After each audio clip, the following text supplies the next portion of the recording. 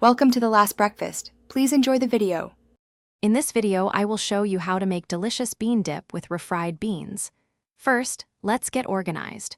You'll want to have all your ingredients laid out and ready to go.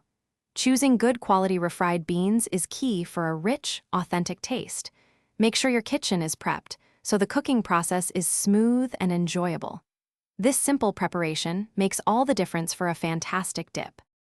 Now, let's get to the fun part. Mixing. Start by combining your refried beans with softened cream cheese. This creates a wonderfully smooth and rich base. Next, it's time to personalize your dip with spices. Cumin, chili powder, and garlic powder are excellent choices for that classic flavor. If the mixture seems too thick, just add a splash of milk or broth until it's perfectly dippable. Hey everyone, quick break.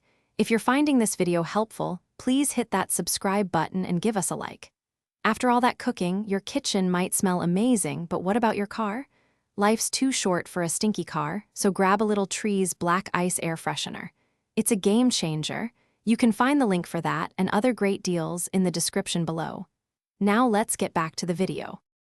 Once your dip is perfectly mixed, it's time for baking. Carefully spread the bean mixture into an oven-safe dish, ensuring an even layer.